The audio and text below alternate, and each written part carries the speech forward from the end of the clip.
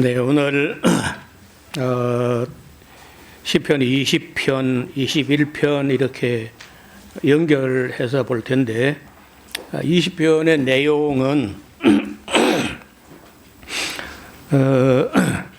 길지 않은 내용이지만은 또 쉽지도 않은 그런 내용이 기록되어 있습니다. 무슨 얘기냐면은 이런 시를 다윗이 언제 어디서 어떤 마음으로 이런 시를 썼을까 하는 것이 확실해야만 바른 해석을 할 수 있는데 학자들마다 견해를 들어 달리 하긴 하지만은 대체로 보는 입장은 전쟁을 시작하려고 할 때, 다시 말하면 전쟁 전에 군가로 다윗이 전쟁에 출정하는 군인들을 앞에 두고 군가처럼 지어서 부르게 한 시가 아닌가 이렇게 봅니다. 우리가 이제 성경을 보거나 해석할 때 어려운 점이 뭐냐 하면은 절대 진리나 절대 윤리가 있어서 한 번 말하면 다시 말할 필요도 없고 언급할 필요도 없고 이러면 참 좋겠어요. 그러면 간단해요. 그런데 여기서는 그렇게 말하고 또 다른 데서는 다르게 말하는 서로 모순되는 그런 말이 있다는 거예요. 그것도 한두 군데가 아니고 많이 있는 거예요. 그래서 우리나라에는 아직도 이런 말 자체가, 이런 개념 자체가 익숙하지 않은 이야기인데, 일제가 한국을 강제로 병탄했던 20세기 초에 일본의 가시와키 기엔이라고 하는 목사입니다. 일본 조합교회 소속 목사인데 이분이 이제 일본은 아마도 좀 기독교도 앞섰고 이제 서양 문물에도 영국을 배워가지고 많이 앞섰죠. 그때로 봐서는.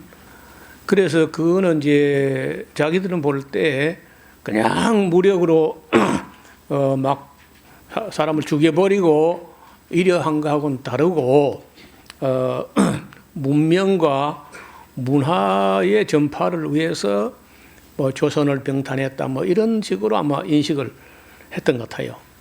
그래서 우리야 천부당 만부당 한 말이지만은 기엔이라고 하는 그 목사는 어떻든 일본이 조선을 병탄한 거는 마구 침략한 거하고는 다르다고 얘기를 한 것 같아요. 그러나 이제 그가 일반 전쟁, 그냥 힘 있고 돈 있고 무기가 세고 하다 해가지고 약한 나라를 마구잡이로 침략하는 그런 전쟁은 절대 옳지 않다. 하나님은 평화를 원하시는 분이시지 어떤 전쟁이라도 사람을 죽이고 하는 그런 전쟁은 하나님께서 기뻐하실 리가 없다 해가지고 인류 역사의 최초로 20세기 초엽에 가시와키 기엔이라는 일본의 목회자가 비전론의 효시, 다시 말하면 전쟁은 안 된다, 전쟁 반대론의 선봉에 섰던 거예요.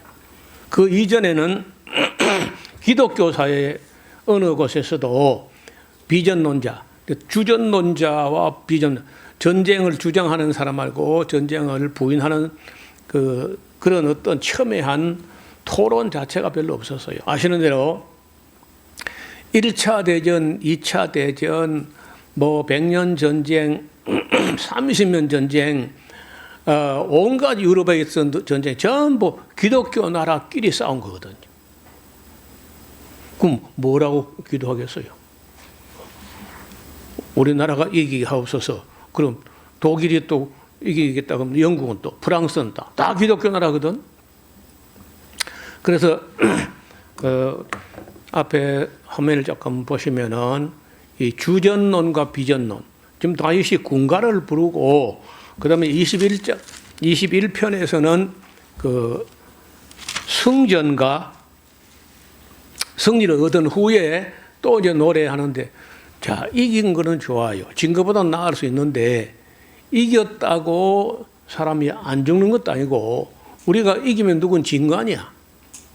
졌으면은 진 나라는 불행하게 되고 많은 사람이 죽고 또 그 전쟁 비용도 물어내야 되고 이제 이렇게 되는 게 그 결론인데, 옛날 세상에서는 전쟁이요 그냥 연중 행사인 거야. 성경에도 보면요, 전쟁하는 철이 도래하매 이런 말이 나와요. 1년 중에서도 전쟁 안 하는 절기가 있어. 농번기 그때는 안 해. 농사 지어야 되니까. 그래 너무 추울 때 하면 힘들다. 또 너무 더울 때도 그렇고. 그러니까 전쟁한 철이 있다니까 요때 좋은 때야. 이제 이런 때. 춥지도 덥지도 않고. 그러니까 전쟁이 그냥 일상으로 나라나 군대가 왜 있느냐? 그 전쟁하려고 있는 것이다. 그래서 이 전쟁을 하면 안 된다는 말을 아무도 그 언론도 없고 할 때니까 이제 아무도 안 하다가 일본의 가시와키 기엔이라는 이 목사가 전쟁은 안 된다는 말을 시작했다는 거예요. 그리고 지금은요, 지금은 많아. 지금은 온 세상에 전쟁은 안 된다. 어떤 희생과 어떤 손해를 감수하고라도 전쟁은 막아야 된다. 여러분 지금 전쟁 난 결과 그 우크라이나라든지 러시아라든지 가자 지구, 이스라엘, 그 후티 반군이나 헤즈볼라 그 지금 그 결과를 한번 보세요. 시리아 내전.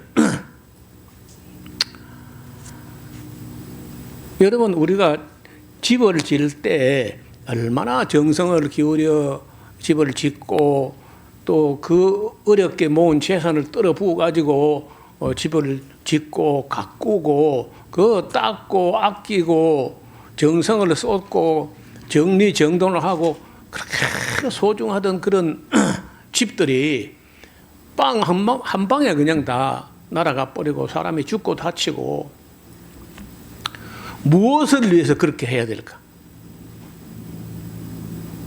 네? 무엇을 위해서 그런 전쟁을 해야 되냐고. 또 전쟁을 국민이 원해서 할까요? 지도자가 원해서 할까요? 누가 원하는 거예요?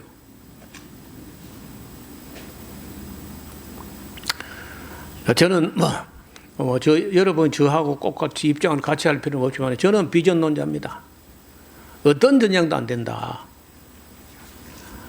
그리고 이제 나만 그렇게 생각하는가 싶어서 이제 AI 물어봤어요.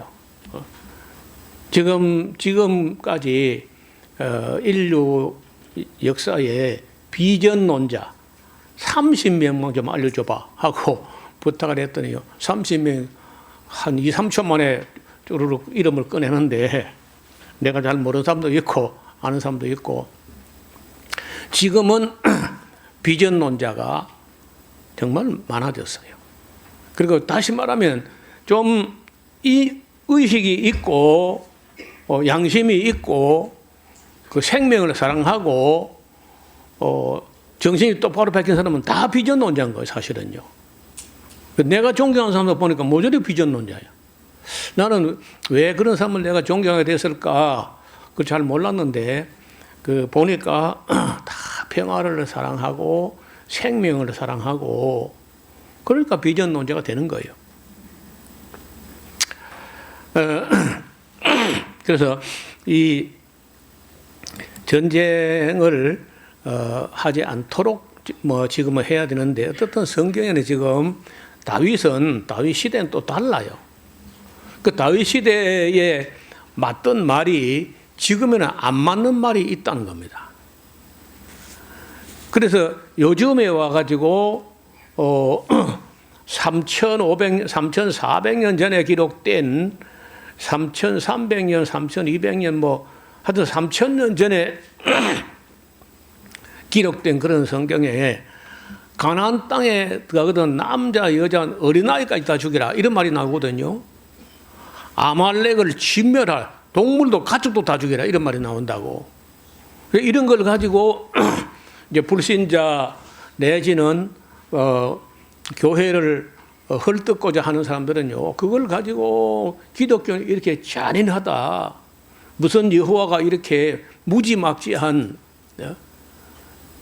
이게 말이 되냐 하고 그냥 앞에도 뒤에도 안 보고 또 신학적으로 이런 거는 그 상황에 따라서 어떻게 해석하고 적용하는지 이런 걸 좀 물어보거나 생각도 안 해보고 그냥 기독교는 잘못됐다 이렇게 한다는 거예요. 얼른 내가 무슨 정보를 봤는데, 그 독일이 낳은 유명한 신학자, 뭐 40대 돌아가 있으니까 유명하다 해야 될지 모르겠는데, 어떻든 유명한 분인데, 디트리히 본헤퍼라는 목사님이 히틀러 암살단에 가담을 하거든요. 그 탈로나가 그 사형을 당했어요.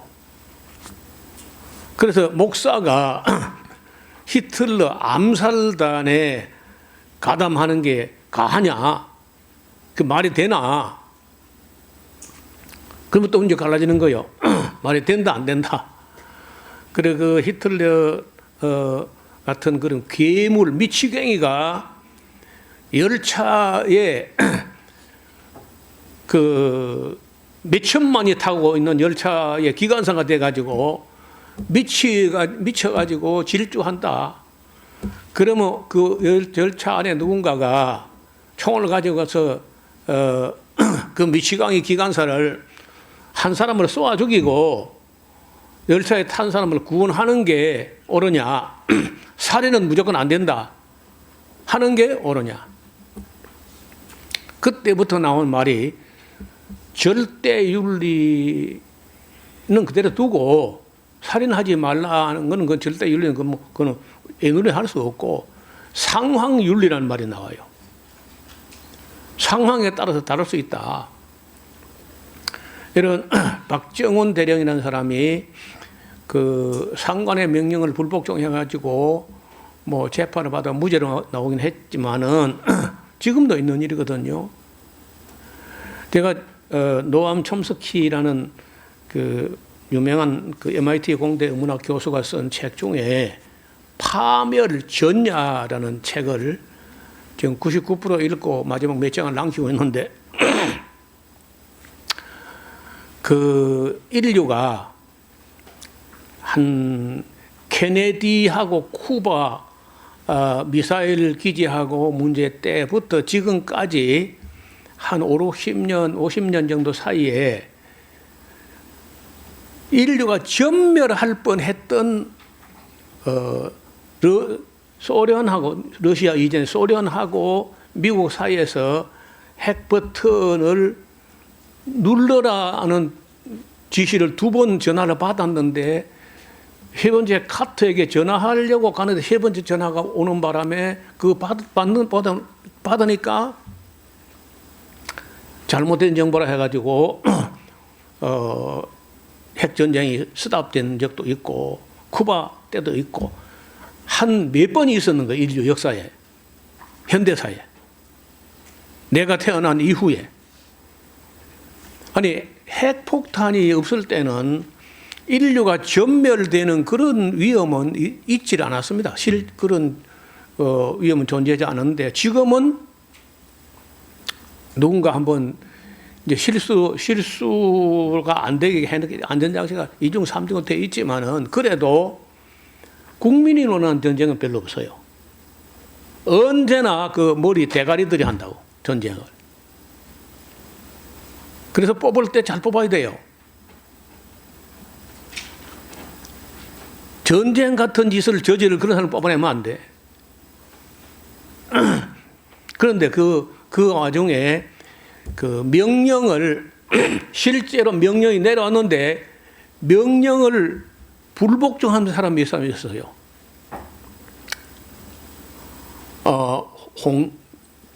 그 국정원의 제1차장 홍정원 차장처럼 이거는 말이 안 된다 하면서 불복종을 해가지고 노벨상을 받은 분이 몇 사람 있습니다.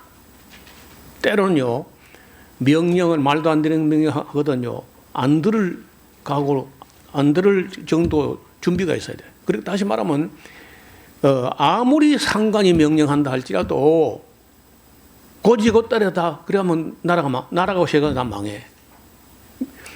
이 지도자라는 사람이 미치는 수가 있어요. 오판을 하기도 하고.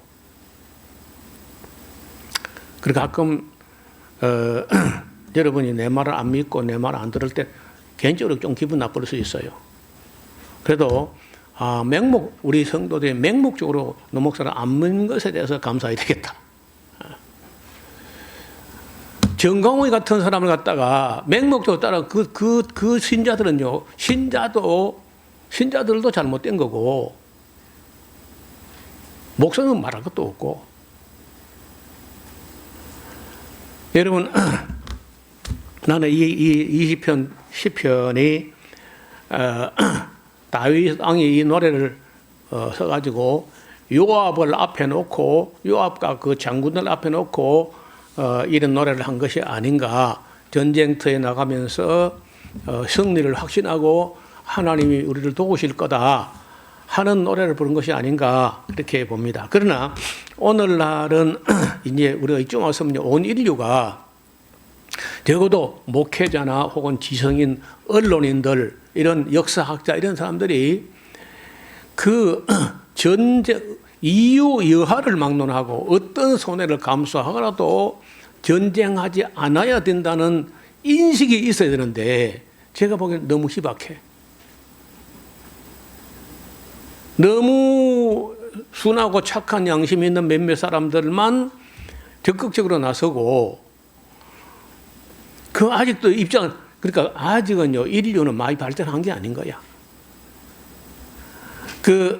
가끔 제가 소개하는 하워드 진이라고 이분도 이제 유대인 혈통인데 보스턴 대학의 종신 교수로 지내다가 얼마 전에 돌아가셨어요. 이분이 이제 나는 전쟁을 반대한다는 책을 썼는데 이분이 2차 대전 때 독일에 폭격기를 가지고 와서 독일에서 폭탄을 던졌어요. 조종사라. 전투기 조종사인데 던졌는데 나중에 확인해 보니까 그 유치원 건물인 거예요. 아무런 전쟁과 관계도 없는 어린 아이들이 그렇게 비참하게 일순간에 죽어갔다는 거죠. 거기에 양심이 찔려가지고 자기 평생의 반전 운동을 하다가 돌아가셨거든요. 그 책을 아예 나는 전쟁을 반대한다고 책을 썼더라고. 하워드 진. 여러분 아시는 대로 독일의 그 전쟁하면 앞을 좀 보시겠습니다. 끔찍한 전쟁이 있었는데 드레스덴이라고 하는 도시에 영국 공군하고 미국 그 육군 항공대하고 이 사람들이 전쟁을 가서 폭격을 해가지고 드레스덴이 다 완전히 폭삭 주저앉았는데 영국 공군, 미국 육군 항공대 이 사람들이 폭탄을 얼마나 쏘았냐. 3,900톤 이상의 고폭탄과 소위탄을 퍼부었다는 거예요. 그래서 건물이 7만 5천 채가 파괴되었고 75%. 죽은 사람은 2만 5천에서 3만 명 정도가 죽었다는 걸로 이제 대충 그 집계가 나오는데 그날 이후에 독일 사람들은 무엇을 배우느냐? 학교에 가면은 선생님 말이나 교장 선생님 말이나 담임 선생님 말이나 담임 목사 말이나 세상에 그 어떤 누구 말도 맹목적으로 100% 순종하지 마라. 학교에서 제일 먼저 그부터 배운다. 독일이. 절대로 믿지 말라는 거예요. 히틀러 같은 독일 사람은 참 착하고 순진하거든요. 독일하고 러시아 사람들이 얼마나 착하고 순진하냐. 멍청할 정도로 순진하고 착해요. 그런데 그러니까 히틀러 같은 괴물이 나오는 거야.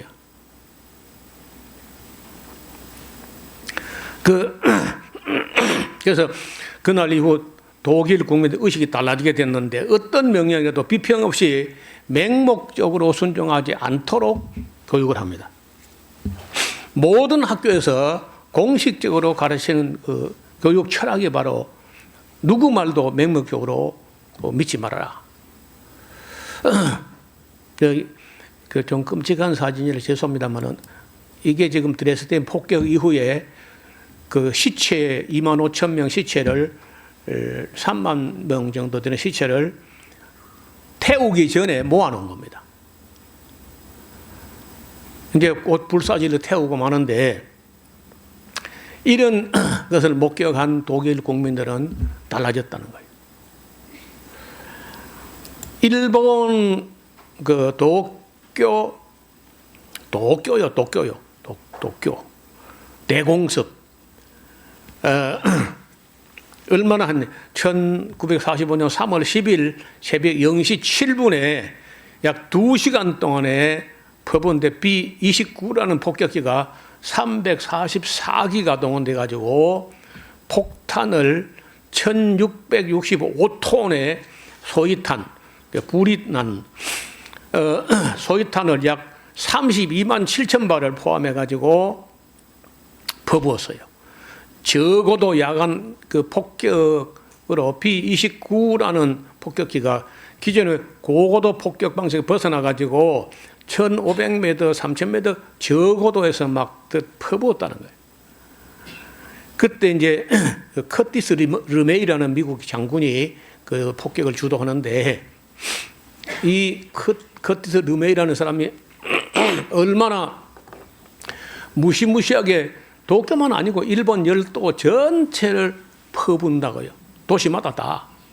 딱 한 군데 남겼는데 그게 교토예요. 교토. 경도. 교토만 빼고 나머지 도시를 다 폭격을 하는데 그래 커티스 르메이라는 사람의 별명이 쑥 재배하는 자. 폭탄을 퍼부어가지고 일단 땅을 다 폭신폭신하게 쑥대밭으로 만들어가지고 쑥을 재배하는 사람이라 별명이 붙을 정도로 그렇게. 근데 그날 이후로 미국과 연합군이 일본은 공격용 군대 무기를 만들지도 보유하지도 사용하지도 않도록 그 비핵 삼원칙을 미국 대통령 앞에 가서 수상이 취임할 때 가서 선서하고 취임을 하는 거예요. 어떻든 그래도 그 일본 사람들이 자기들이 얼마나 잘못됐는가를 절대 고백하지 않습니다. 독일하고 어떻게 다릅니까? 그 다음에 이 무시무시한 전쟁, 그래서 이제 일본 사람들 중에 양심 있는 학자들은 정말 우리가 전쟁하면 안 된다. 그 일본의 비전론자가 아까 기엔이라는 그런 목사뿐 아니라 들어있는 거예요. 절대 전쟁 못하는 나라, 헌법에다가 전쟁 못하는 나라를 만드는 나라, 이게 미국이 잘했다는 거야.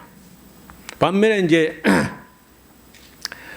그 일본의 수상들 극우파 못된 것들은요, 어떻게 하면 헌법을 고쳐가지고 전쟁할 수 있는 나라를 만들어 볼까? 아베 신조 같은 아주 못된 사람, 그 외에도 그 일본 자민당 사람들은 거의 다 극우파 사람들인데, 그 미국하고 미국 앞에 선서했던 것 다 깨뜨리고 우리도 전쟁하는 나라로 만들어 가겠다, 헌법을 고치겠다, 그런 거거든요. 그런데 이거보다 훨씬 더 무서운 전쟁이 한국 전쟁이야. 여러분, 이 한국 전쟁에는 이게 지금 16개국 그 연합군이고, 요거는 이제 그 인민군하고 러시아는 이제 간접적으로 참여했고, 중공군하고 두 나라하고 2만 나라 붙었는데, 그 어떻게 됐겠습니까, 여러분?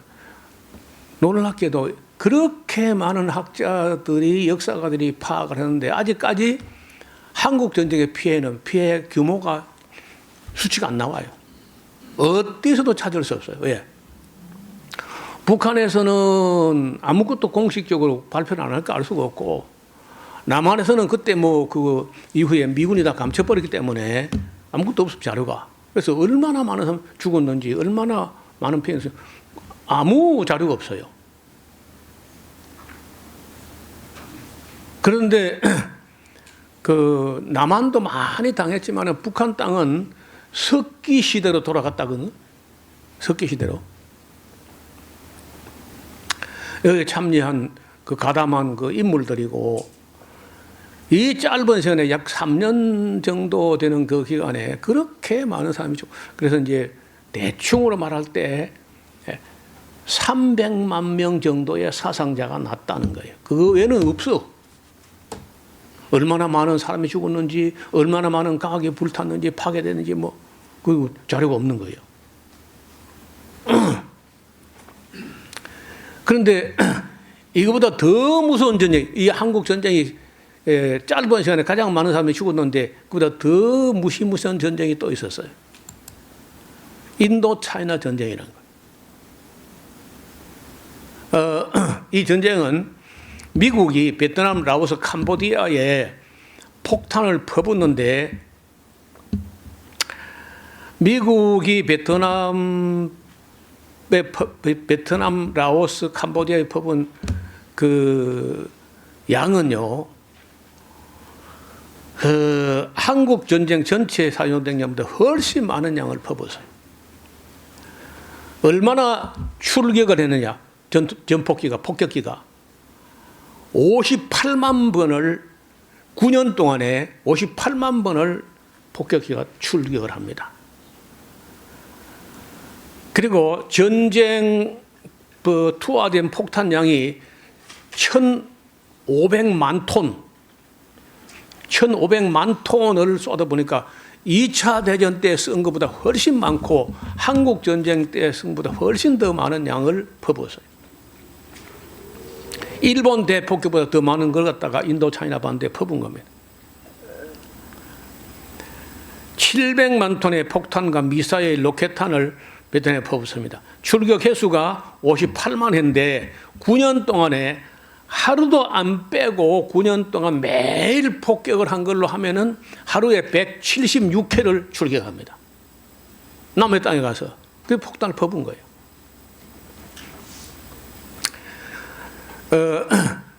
롤링 썬더 작전이라고 하는 굴러가는 번개, 천둥, 롤링 썬더, 그 락 그룹의 이름이라고 하는데, 그 작전 하나에 사용된 폭탄이 86만 4천 톤의 폭탄이, 근데 86만 4천 톤이면은 한국 전쟁 전체에 퍼본 것만 한 번 작전에 썼다는 거예요. B-52 폭격기를 가지고 호치민 루트라고 북위 17도선에서 그 남베트남, 북베트남 갈라져 있는데, 북베트남 사람들이 남베트남의 공산주의 그 베트콩을 도우려고 무기나 병참을 갖다 나르니까 그 길로 오다가 잡히니까 어디로 오느냐, 남의 나라로, 그 라오스 땅으로 통해 가지고 살록을 따라서 숨어서 남쪽으로 내려가는 그 루트가 있어. 그걸 또 호치민 루트, 호치민 트레일이라고 하는데, 그 길로 그 통로를 통해 가지고 북베트남에서 계속 남베트콩에다가 이렇게 무기라든지 식량이 병참이 갖고 이동되고 있다 하는 것 때문에 그 라오스 땅에다가 폭탄을 퍼부은 거예요.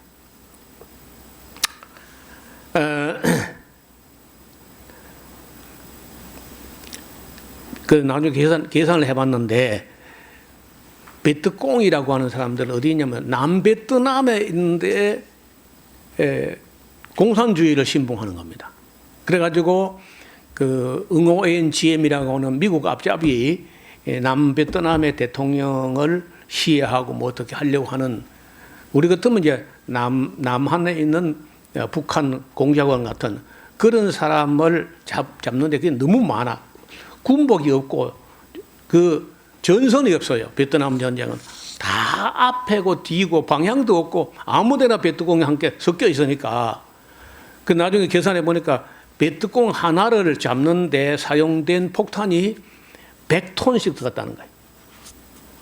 베트공 그 남베트남 쪽에 공산주의자 하나를 잡는데 폭탄 100톤씩이 사용됐다. 그중에 제일 무서운 게 집속탄이란 폭탄이에요. 폭탄 한 개 안에 여러 수백 개의 작은 수류탄 같은 폭탄들이 가득 들어있어가지고 뻥 하고 터져가지고 나오면서 또 터져가지고 이중으로 터지는데 집속탄 한 개를 터뜨리면은 어느 정도가 파괴되냐. 축구장 2개, 3개 정도 면적이 이제 초토화되어 버리는 겁니다. 그래서 유럽에서는 그 집속탄은 절대 인류는 만들어서는 안 된다 하고 그 협약을 하는데 미국하고 이스라엘하고 한국하고 몇 나라는 그 협약에 빠졌습니다. 그리고 우리 국제법은 우리 못 만들겠는데 우리는 지금도 계속 만든다는 거예요. 문제는 그 라오스 쪽에 그렇게 많이 퍼붓다 보니까 폭발되지 않은 게 불발탄이 30% 이상이 된다는 거예요. 그래서 여기 그림을 한번 볼까요? 여기가 이제 항아리라고 하는 돌로 된데 이게 뭐 150톤 정도 넘어되는 이런 돌 항아리 이런 것이 굉장히 넓은 지역에 퍼져 있는데 이게 지금부터 2,500년 전에 만들어졌어요. 근데 모르는 게 왜 만들었는지 무한대 쓴 건지 아무 자료도 정보도 없어요. 그래서 여기가 항아리 평원이라는 별명이 붙은 곳인데 항아리 평원에서 들리는 보이스, 들리는 목소리라는 미국의 책이 나왔어요. 항아리 평원에서 들려오는 목소리라는 여기서는 가서 보면 아무 소리도 안 들리잖아요. 돌멩이가 무슨 소리 낼 리도 없고 그런데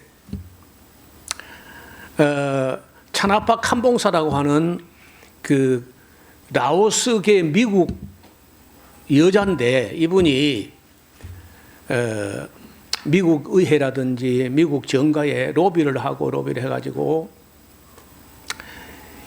이 미국이 라오스에다가 아무 원수진들도 없고 라오스가 미국에 해롭게 한 것도 없는데 왜 우리 땅에다가 58만 번이나 출격을 해가지고 남의 땅에다 폭탄을 퍼부어가지고 다 터졌으면 괜찮은데 지금도 매년 몇천 명씩이 아이들이 흙을 파고 농사 짓다가 불발탄이 터져가지고 사람이 죽고 다치고 하는 거예요.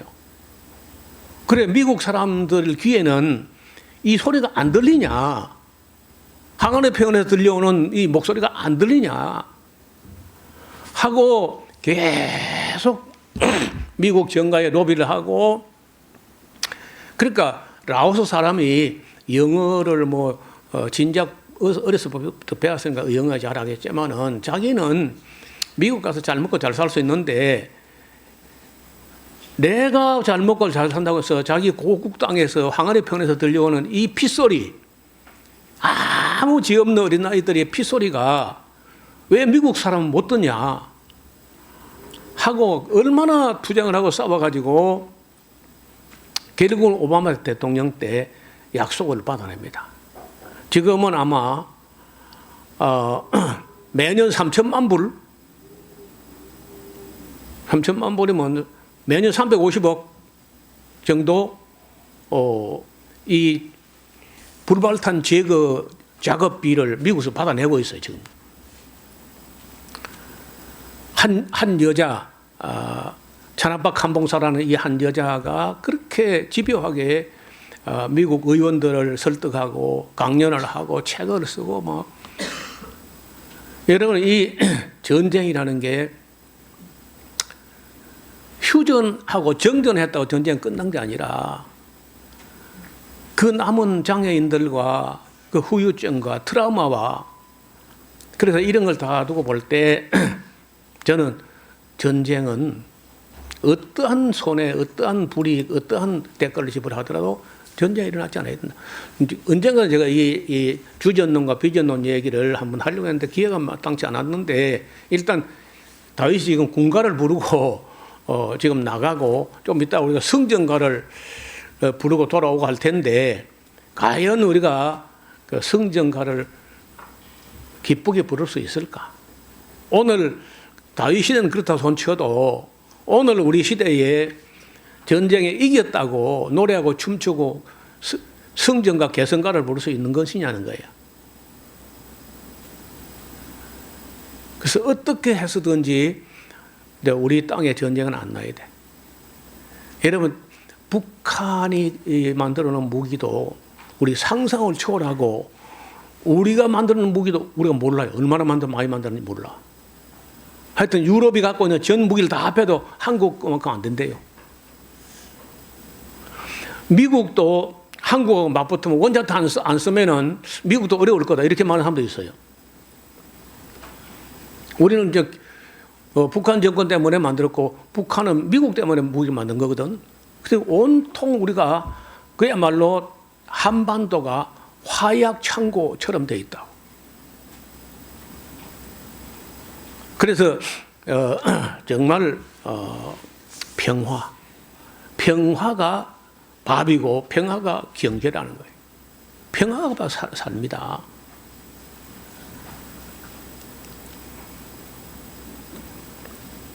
얼마 전에 만약에 계엄이라는 게 뭐 어설프게 실패했기 망정이지 윤석열이가 찝쩍거린다고 북한이 그냥 어리석게 또 맞대응해가지고 전쟁이 벌어지고 미군이 막 또 들고 있나고 또 미군이 더 들어오고 이런 식으로 해가지고 한반도가 그 식은땀 나는 거 아닙니까 지금요.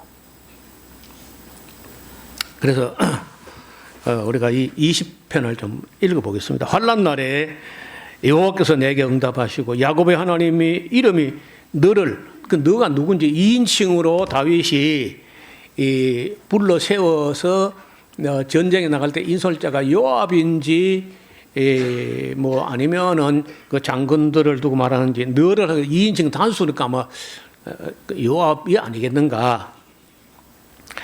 높이 드시며 성소에서 너를 도와주시고 시온에서 너를 붙드시며 네 모든 소재를 기억하시며 네 번제를 받으시기를 원하노라. 왜냐하면 이제 전쟁에 나갈 때 번제와 소재를 드리거든요. 네 마음의 소원대로 허락하시고 네 모든 도모를 이루시기를 원하노라. 우리가 너의 승리로 인하여 개가를 부르며 우리 하나님의 이름으로 우리 길을 세우리니 여호와께서 네 모든 기도를 이루시기를 원하노라. 여호와께서 거기에 자기에게 속한 바 기름 부음 받은 자를 구원하시는 줄 이제 내가 아노니 그 오른손에 구원하시는 힘으로 그 거룩한 하늘에서 저에게 응낙하시리로다. 혹은 병거 혹은 말을 의지하나 우리는 여호와 우리 하나님의 이름을 자랑하리로다. 저희는 굽어 엎드러지고 우리는 일어나 바로 서도다. 여호와여 구원하소서. 우리가 부를 때 왕은 응낙하소서. 이런 군가를 지었다는 것이고 그 뒤에 21편은요 그 승리를 얻은 후에 이런 노래를 했다는 건데 여호와여 왕이 주의 힘을 인하여 기뻐하며 주의 구원을 인하여 크게 즐거워하리이다. 그 마음의 소원을 주셨으며 그 입술의 구함을 거절하지 아니하셨나이다. 주의 아름다운 복으로 저를 영접하시고 정금 멸류관을 그 머리에 씌우셨나이다. 제가 생명을 구함에 주께서 주셨으니 곧 영원한 장수로소이다. 주의 구원으로 그 영광을 크게 하시고 존귀와 위엄으로 저에게 입히시나이다. 저로 영영토록 지극한 복을 받게 하시며 교회 앞에서 기쁘고 즐겁게 하시나이다. 왕이 여호와를 의지하오니 지극히 높은 자의 인자함으로 요동치 아니하리다. 네 손이 네 모든 원수를 발견하며 네 오른손이 너를 미워하는 자를 발견하리로다. 네가 노할 때 저희로 풀무 같게 할 것이라. 여호와께서 진노로 저희를 삼키시리니 불이 저희를 소멸하리로다. 내가 저희 후손을 땅에서 멸하며 저희 자손을 인생 중에서 끊으리로다. 대저 저희는 너를 헤아려 하여 계교를 품었으나 이루지 못하도다. 네가 저희로 돌아가게 하며 그 얼굴을 향하여 활시를 당기리로다. 여호와여 주의 능력으로 높임을 받으소서. 우리가 주의 권능을 노래하고 칭송하겠나이다. 그러니까 아까 전쟁하는 나갈 때 부른 노래고 이거는 이기고 돌아와서 부르는 노래인데 거기서 2인칭으로 20장에서 2인칭으로 불렀던 너라든지 여기 이제 21편에서 8절, 9절, 10절, 11절, 12절에 너라고 하는 것도 아마도 그 다윗의 명을 받고 나가는 장군 혹은 요압을 지칭하는 것이 아닌가 이렇게 봅니다. 이렇게 전쟁에 나가면서 하나님께 기도하고 번제 소제를 드리고 나가서 또 하나님의 도우심으로 이기고 돌아왔다고 해도 누군가는 죽고 누군가는 다치는 거예요. 또 적군도 사람이잖아요. 적이라도 다 하나님의 형상들이고 다 사람들이야. 다 소중한 생명, 다 누군가에는 남편이고 누군가의 아버지고 누군가의 아들이요. 소중한 아들이 그렇잖아요. 그래서 그 사람이 죽어야 되는 그런 전쟁만은 다시는 인류가 얼마나 역사가 지속될는지 모르지만은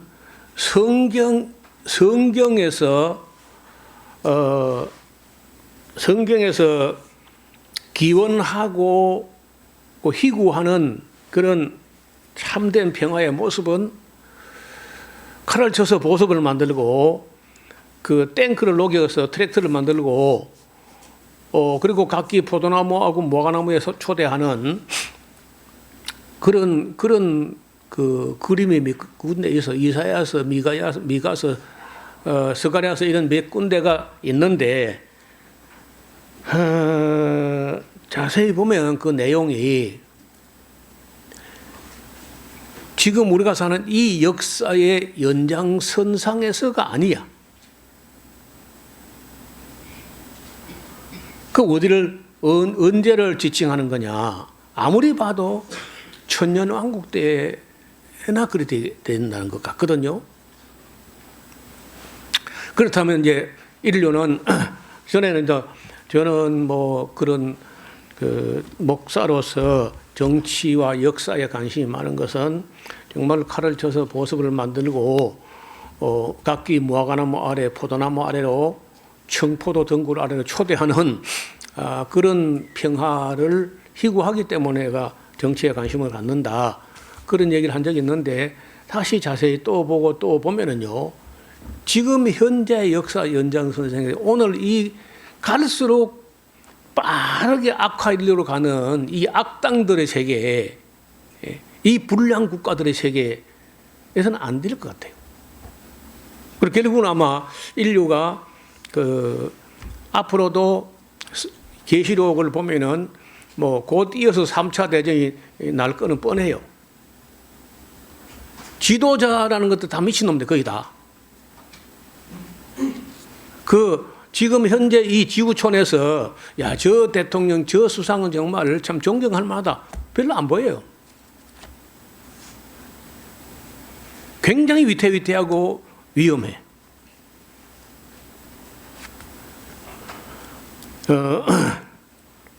물론 이 부분 저도 좀 더 연구를 해보고 더 검토를 해보겠습니다만은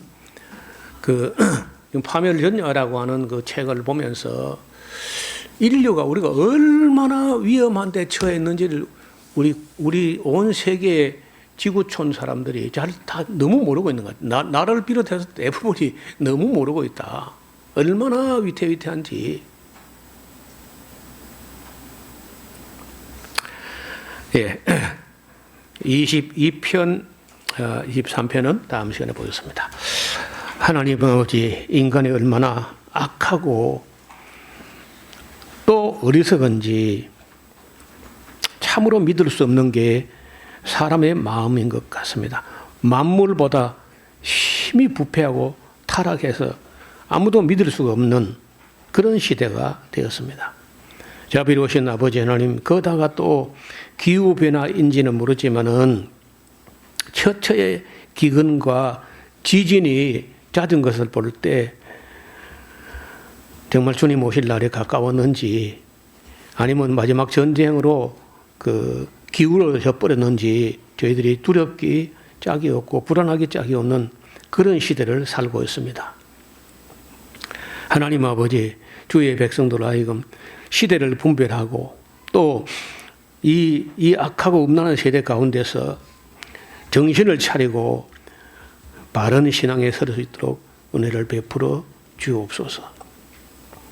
때가 어느 때인지 이 시대를 분별하고 깨어 경성하고 또 앞으로 우리 나라뿐 아니라 각 나라가 세습되는 세계도 있지만은 그래도 지도자를 뽑아 세울 때 사람 같은 사람이 선출될 수 있도록 우리 국민들의 눈을 밝혀서 사람 보는 안목이 있게 하여 주옵소서. 예수님 이름으로 기도드리옵나이다.